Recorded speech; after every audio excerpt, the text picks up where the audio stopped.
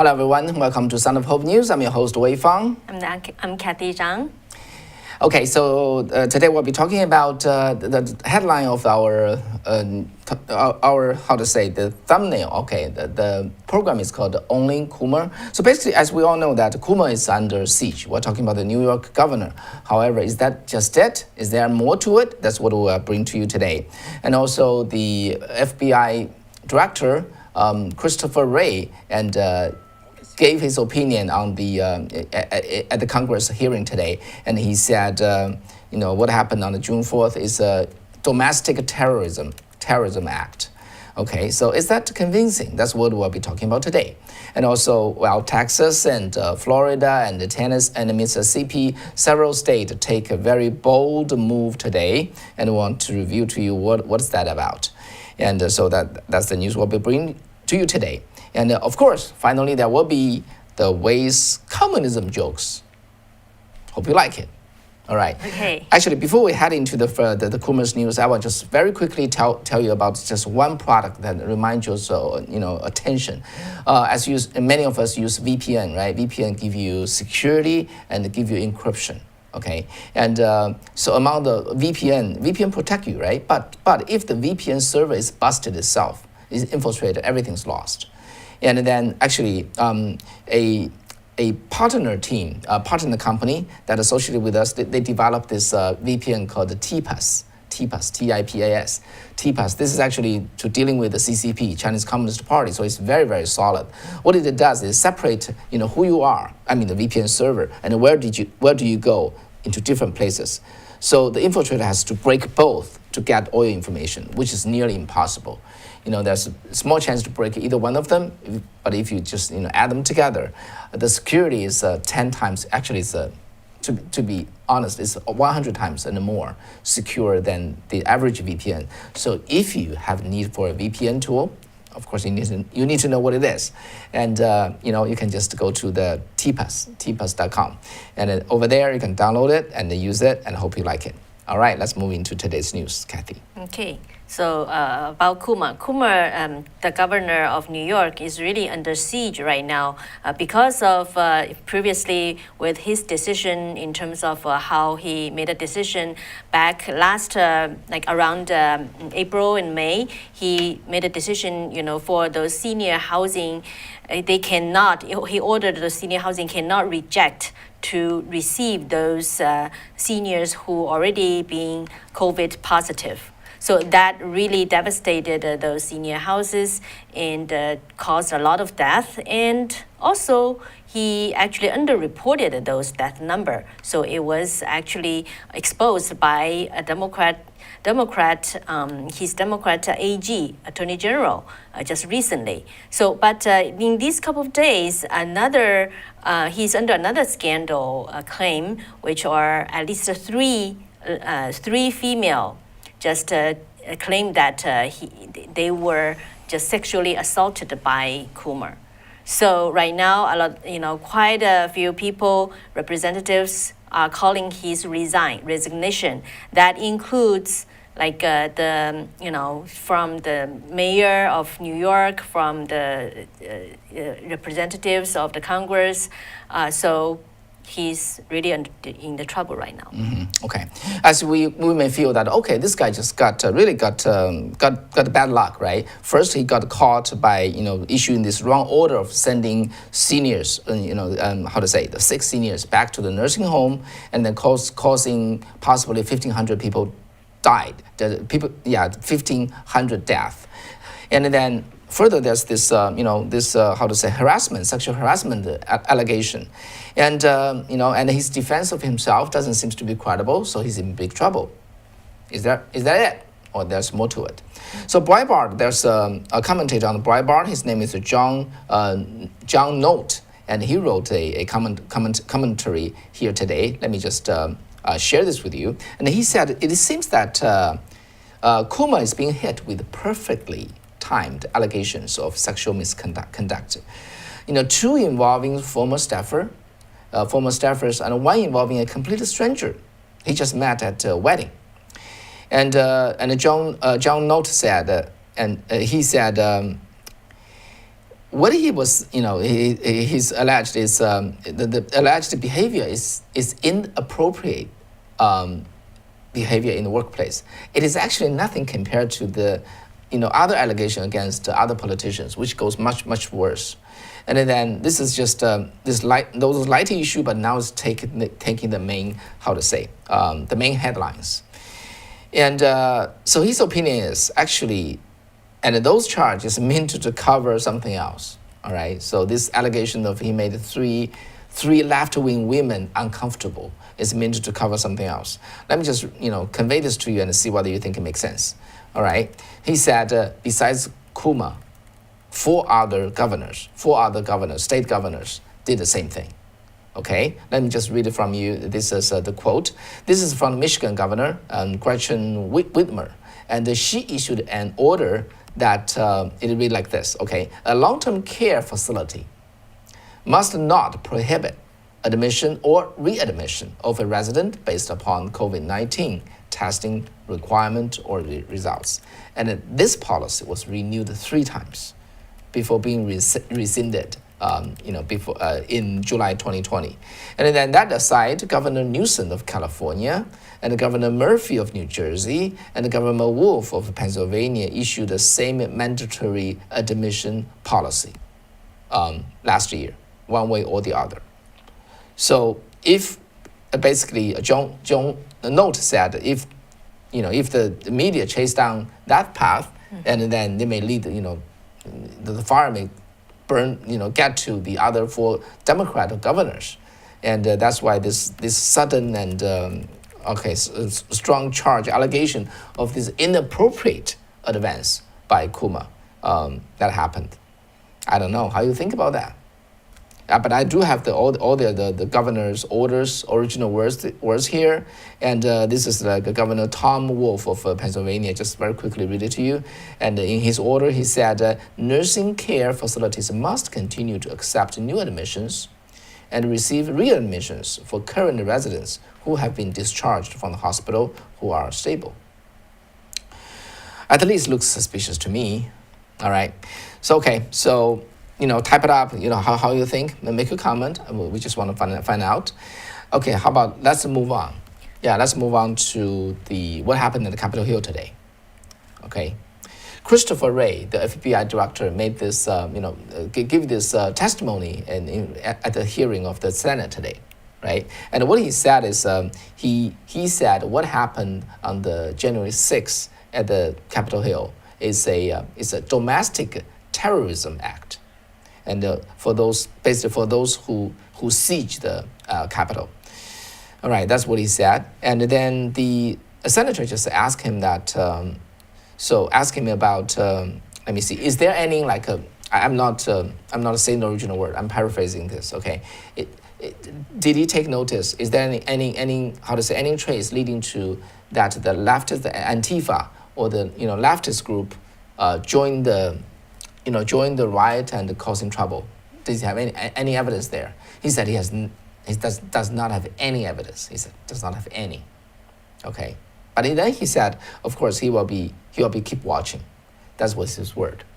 And so on the day of June 4th, originally we thought 5 people died, 4 Trump supporters and 1 police sicknick.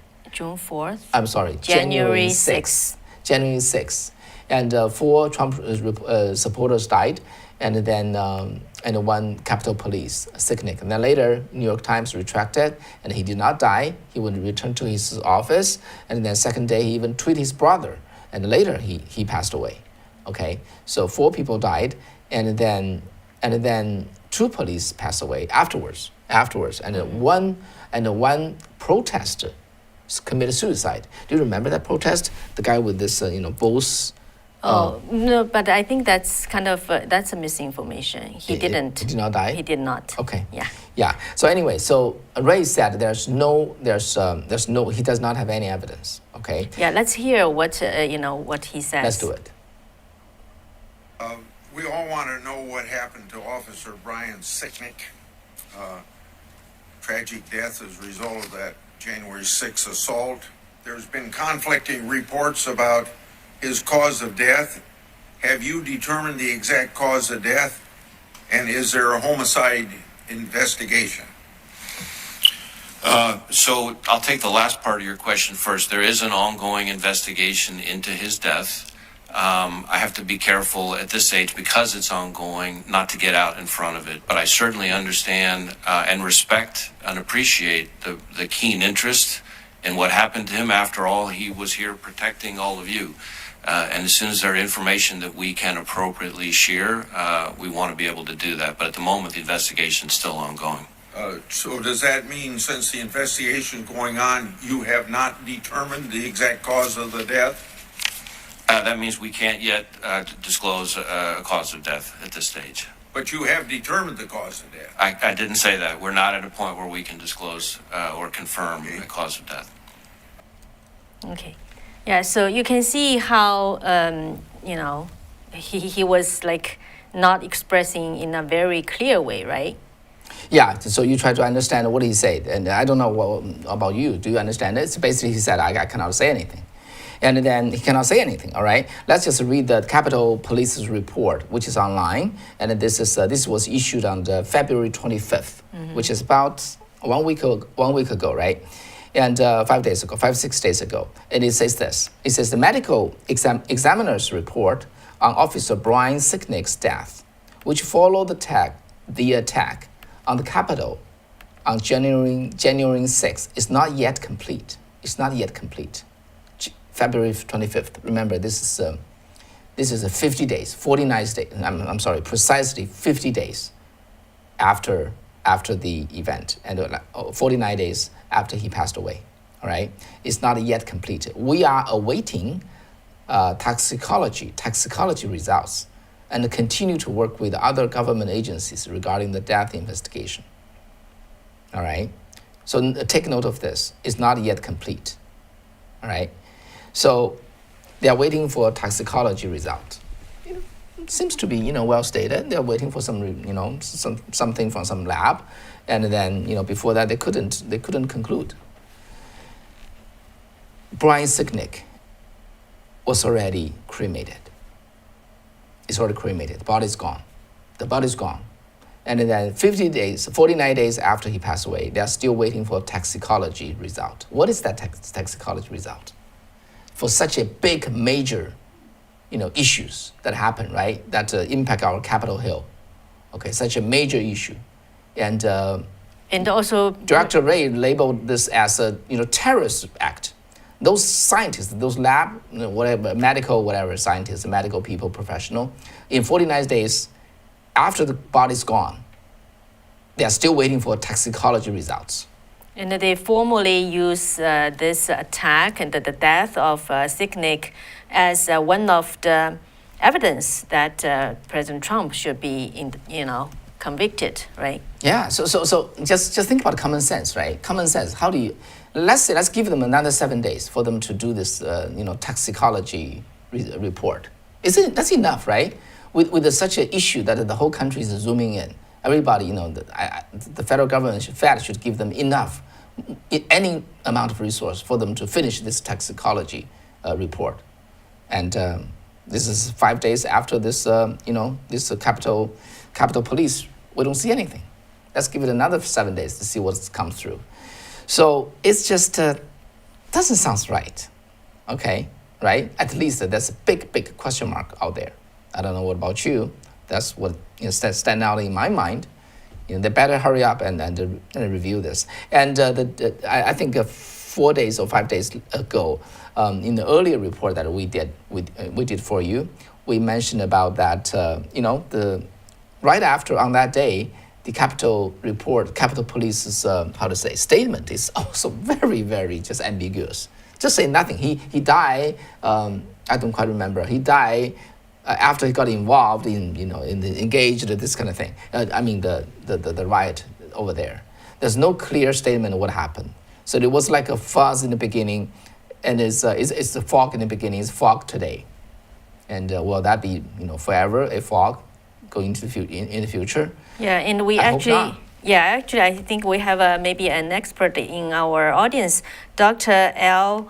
But Toro said the toxicology on tissue only takes a month. So it looks like he knows about this area. So they got 50 days, and body's gone. They don't have anything else. So what are they still waiting for? And so that's our question. Anyway, share with us, what do you think? Let's move on to what happened at Texas. How about that today? Texas, okay. Yeah, so we all know that, most of the states are still locked down, and at least like 37 states all have some kind of mask restriction.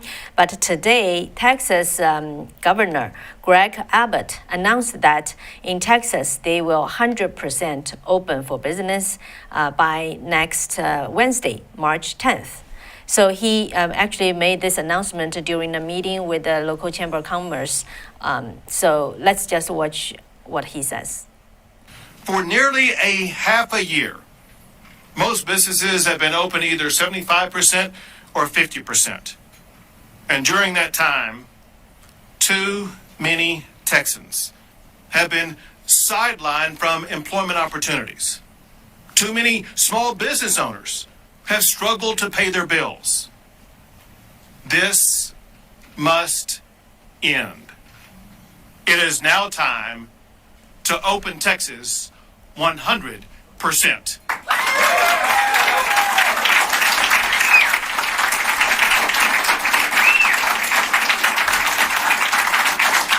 So you can see, it's really welcomed. Everybody who wants to work should have that opportunity. Every business that wants to be open should be open. And Governor Abbott says, he made this announcement, this decision is also according to some science, right? Some data. Texas, the hospitalization now at the lowest level since October. Let's show the case record. And also the 7-day rolling average of positive tests has dropped to about 7,600 cases, down from more than 10,000 in mid-February. So you can see a deep drop, right? And also, let's see the next chart is the death chart. So the death rate really also just decreased a lot. So Texas has been one of the hardest hit by the pandemic, with only California, New York is ahead of it. But he's really saying that we have to open 100%, and also due to he said that he's very confident that the vaccine distribution would be sufficient. And in the meantime, just right shortly after he announced such 100% open, the state of Mississippi governor also made an announcement that they will open as soon as actually tomorrow. So let's watch.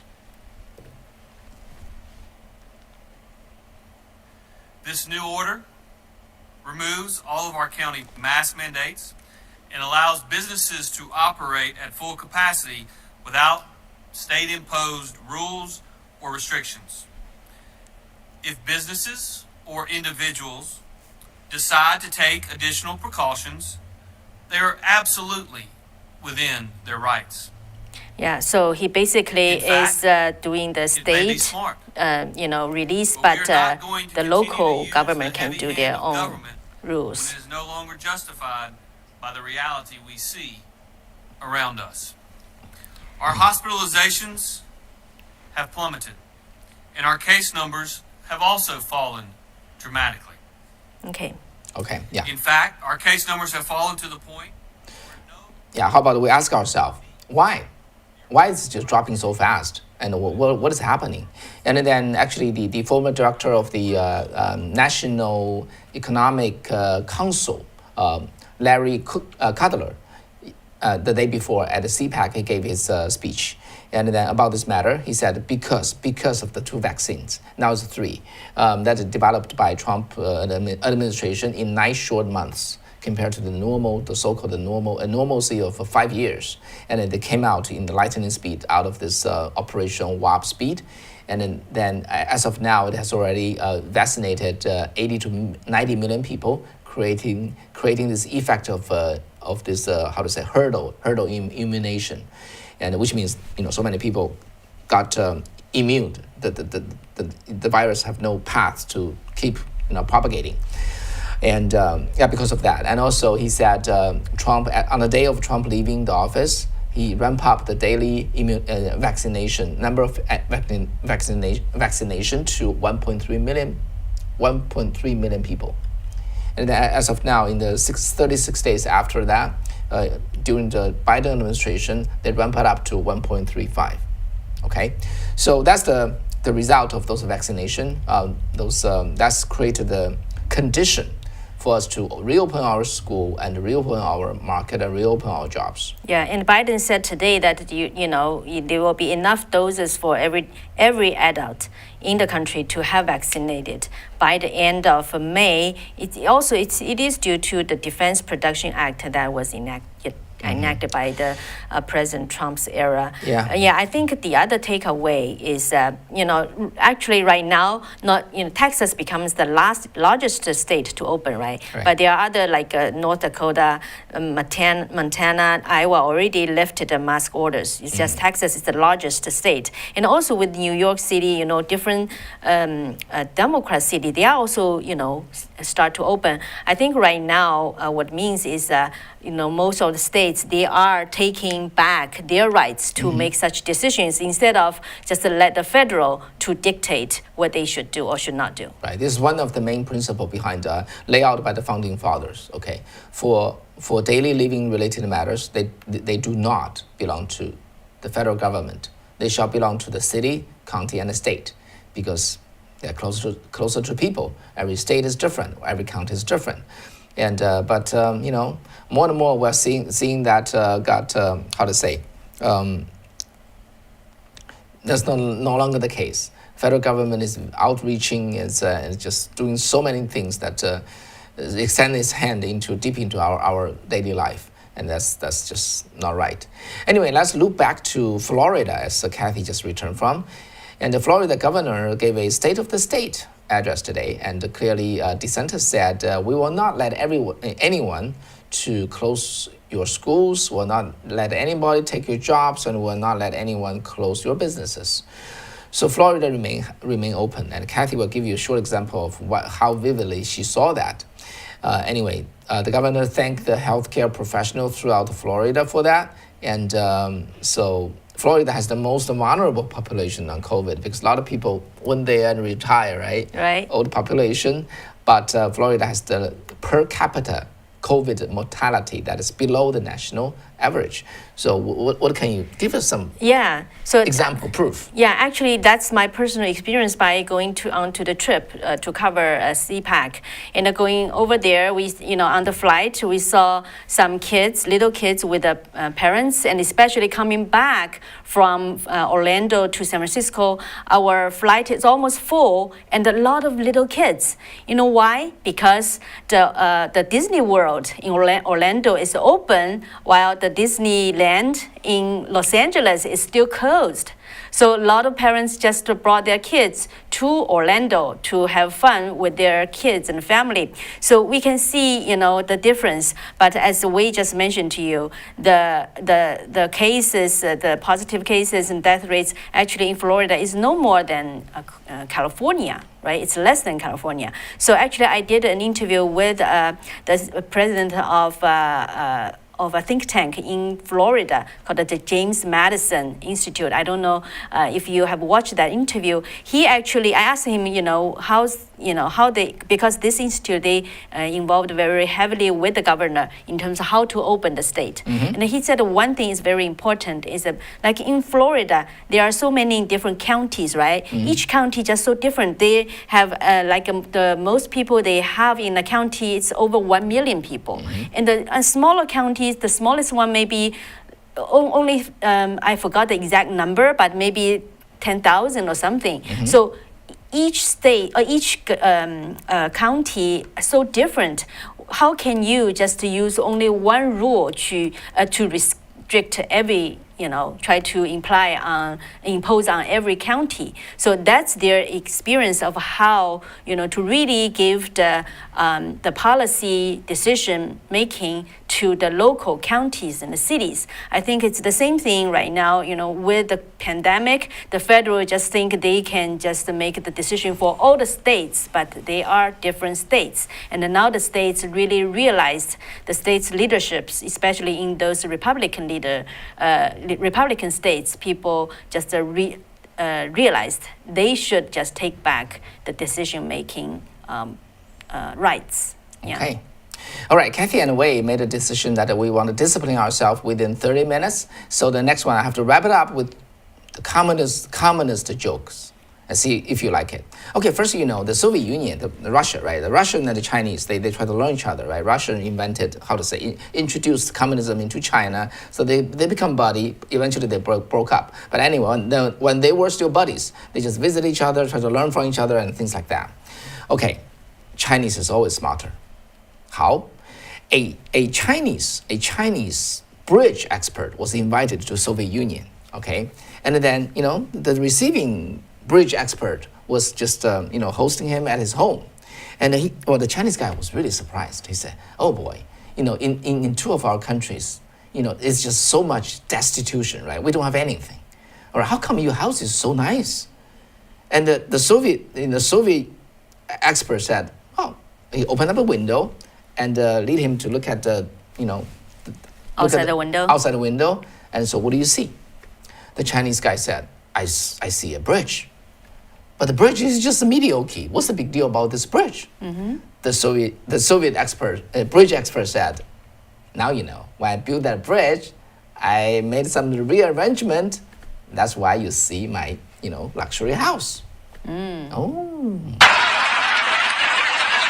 Don't have to laugh. Tony, our backstage guy, he's trying to come up with laughter. It's a little early, but it's hard for him. He doesn't know what we're going to talk about. Okay, let's give him some compliment. Anyway, okay, so 1 year later, the Soviet expert paid a visit back, came to this Chinese guy's home.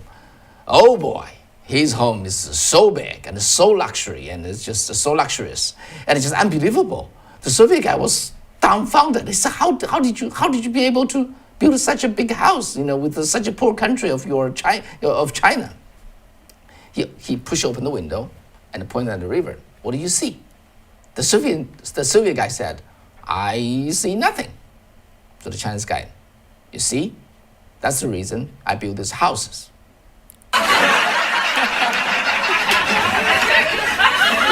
Thank you, Tony. All right. Yeah, in the Chinese, you wanted to give a explanation. Explanation because he's totally all the fun for that bridge. Completely just there's no bridge. There's no bridge, only the house. So let's see. Chinese guys are always smarter. Okay, in China, in China when they hold big meetings, you see all the top leaders, the bureau guys, they sit on the stage, right? Common people, normal cadres, officials, they sit down there. All right. So at one major conference, the host on the stage, the MC, suddenly asked everybody, he want to give a test to everybody. He said, for all the comrades, for those of you who believe socialism is better, you sit on the left of the hall.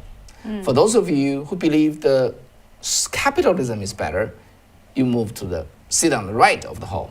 Let's see who hold what kind of thought. Most people move to the left. Mm. Of course, they all believe in socialism, right? Yeah. Only just a handful move to the right. They are pretty bold. Wow. Yeah. Yeah, they dare to do that. Yeah, but that's one guy. There's one guy who was standing there without making any move. Mm. So the MC was a little curious about, hi, comrade. Indeed, you think socialism is better or capitalism is better? Right. He said, I'm confused. I think socialism is better, but my life is like a capitalist. Okay. It is still a little early, okay? Okay. So the MC said, oh boy, then you should not be standing there. Please come to the stage. You belong to the stage. Now, let's laugh. Thank you, Tony. All right. Okay. It's not easy for our backstage. Who doesn't know? Yeah, what didn't I've been practice talking about? before. Well, practice. Okay. That's our how to say. That's our intern. The joke of our the internship our joke. Okay. Hope you like it. And I guess that's it. Thank you very much. Yeah, I'll be so- seeing you tomorrow. Yeah, so see you tomorrow at the same time. Yeah. Take care. All right, take care. See you tomorrow. Bye-bye. Bye-bye.